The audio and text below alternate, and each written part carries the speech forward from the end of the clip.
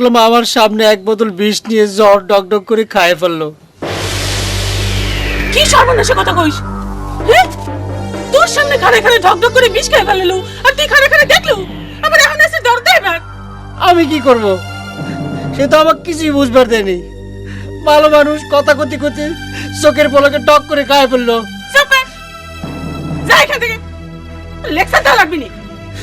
অতটুকুন একটা মিয়া চোখের সামনে বলে ঢকঢক করে বিষ খেয়ে ফেললো, তার তুই ঠেকাবার পারিস নি? এখন আবার এসে পানি পড়া খাওয়ানোর বুদ্ধি দিবে? আমি কি করবো? যা। জহর শোনে, তুই এখন আমাকে কয়া দে, আমি তোর জন্য কি করবো ক। যাই হোক, আমি তোর জীবনটা নষ্ট হয়ে দেবো না।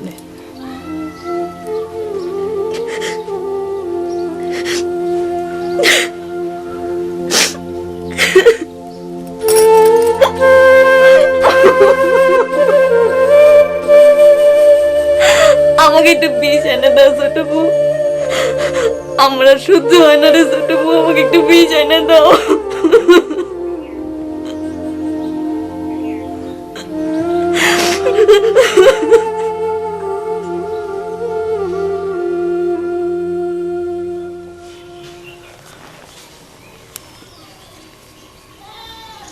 এরে মঞ্জু, এ কোনারই আই হইলাম, এক কাপ চারও বন্দোবস্ত নাই, মাথা কান দড়ি টন টন করতে আছে। Don't mind please. সঞ্জু, এই বিষয়ে তুই আরেকটা বার আমার প্রশ্ন করবি, তোরা একটা চা বাবার রাই দিমাম কয়ে দিলাম। কেলে প্রশ্ন করতে পারতো না? তোর কথা শুনি তো এনেছি। আমি তো তোরে কোলে কইরা জোর কইরা নিয়ে আসি নাই যে সঞ্জু ভাই চলো আমার লগে। তোর যদি ভাল না লাগে তুই জাগা, তোর ধরে রাখছে কেটা? এ আই কি চলি যাওনে লাইছিনি? আই খালি কইছি বেহানের বিয়ালে এক কাপ করে 2 কাপ চা, এটা কি আর বড় দাবি নি? যা তোর দুলাভাইয়ের কাছে গিয়া দাবি কর। আমি তো তোর দুলাভাই না।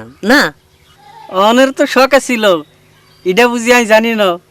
আর কি একটা নিয়ে নেইছস এটাও আই জানি।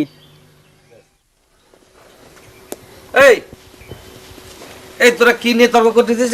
হ্যাঁ, না না মিয়া ভাই, ডোন্ট মাইন্ড প্লিজ। ওই আমাকে সঞ্জু মিয়ার বলে চা না খাইতে পারে মাথা ব্যথা কত, সেই নিয়ে আলোচনা হচ্ছিল। বাবা, তা হাজতে যখন ছিলে তখন চাকরিটা দিত। মিয়া ভাই, হাজুদের কথা থুই দেন চাই, তুই 2 একদিন হার হয়ে গেলে ব্যাগ ঠিক হয়ে যাবে। ওই আচ্ছা শোন, তোকে সাথে একটু জরুরি আলোচনা করা দরকার। তোরাই বা কি চিন্তা করতেছু, আমার কাছে কেনই বা আইছু, এটা নিয়ে একটু আলোচনা করার দরকার আছে। ঠিক আছে, আলোচনা করেন। Don't mind please. আলোচনায় কি ফুরিয়ে থাকবো? কেন ওই পুরো থাকবে কেন রে? হ্যাঁ, বেশি বুঝিস না? হ্যাঁ, এই সমস্ত গোপন আলোচনা এখানে করা যাবে না। চল একটু দূরে যাই, অন্য কোনো ভালো জায়গায় যাই বসে করি। চল আয়।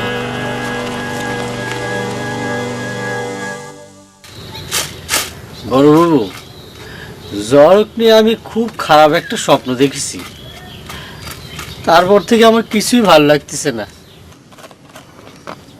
স্বপ্নে খারাপ কিছু দেখলি বাস্তবে তার উল্টো হয়, এটা নিয়ে চিন্তার কিছু নাই। যা তখন কাম করবে দে।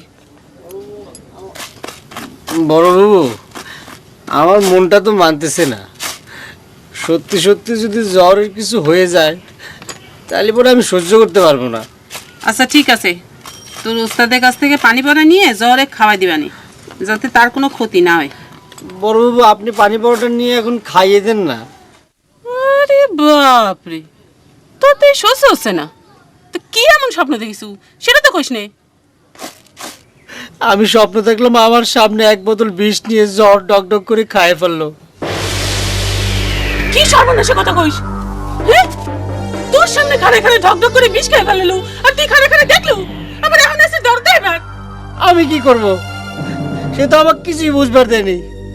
ভালো মানুষ কথা কতি কতি চোখের পলকে টক করে খায় ফেললো। যা এখান থেকে, লেকচার দেওয়া লাগবি না।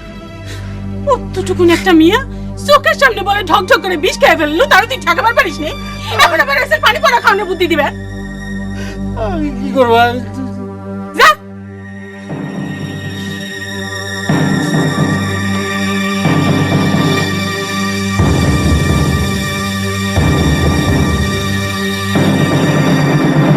বৌমা, ওই যে সাওয়াল দুইটি আইছে, ওরা কি তোমার কিছু হয় নাকি পাড়া প্রতিবেশী? পাড়ার প্রতিবেশী আম্মা। আপনার পোলা যখন আমাকে গ্রামে আসছিল তখন থেকে তাগো লগে আপনার পোলার বেশি খাতির ছিল। এই যে সবসময় কি সলা পরামর্শ করে, তোমার কিছু কয়? যে না, মনে হয় কাম কাজের কথাবার্তাই কয়। আমগো গ্রামে থাকতে তো ব্যাকে এক লগে ব্যবসা করতো, কিসের ব্যবসা করতো? রেলগাড়ির ঘুরি ঘুরি কি যেন কাম করতো। আর ওই যে লম্বা মতো স্যাংরা মঞ্জু, সেটা তো হকার, হেয়ার লগে সঞ্জু যুগল দিত। আর হেগো ব্যাকের ওস্তাদ আসছিল আপনার পোলা। কি জানি মা, তোমাকে যে কার মনে কি আছে সেটা আমি বুঝি নে। মুখ পোড়া যতদিন আমার সামনে আসিল না, আমার কোনো চিন্তা ছিল না। আমি খাই না খাই কোনো চিন্তা ছিল না। এখন আবার এসে নতুন করে কি ভেজাল বাদায়, আমি এখন সেই দুশ্চিন্তায় আছি। আম্মা আপনি চিন্তা করেন না তো, যার ভেজাল সেই বুঝবো।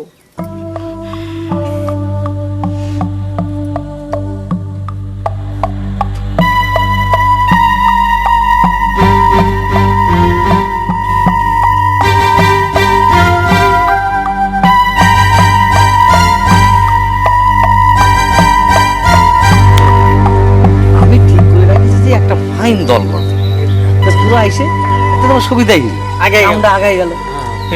ডোন্ট মাইন্ড প্লিজ, ওই দলের কামটা কি হইব?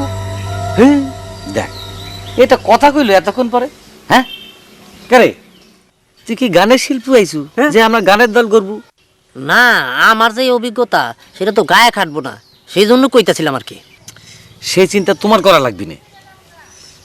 ধরা পড়ে মার খেয়ে কারণ নাম মুখে না আনার যে অভিজ্ঞতা আছে সেটা হলে চলবি, আর বাকি তো আমি আছি। তাহলে তার কোনো চিন্তা নেই, আর্নিয়ার ট্রেনিং শুরু করে দেন। অত নাইছো না, এই গ্রামে আরো একটা বড় দল আছে।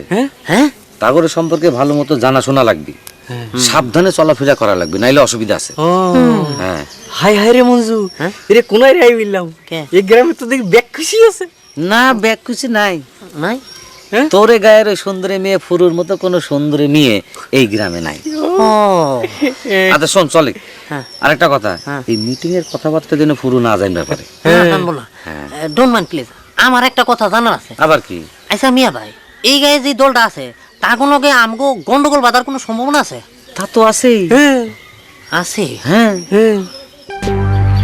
সেই জন্যে ছুরি চাকু জিনিসপাতি জোগাড় করা লাগবে।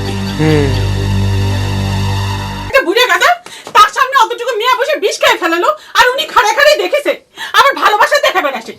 আরে আমি তো কিছুই বুঝবার পারতেছি না মোর জান, কিটা বিষ খাইলো আর কিটা খাড়ায় খাড়ায় দেখলো।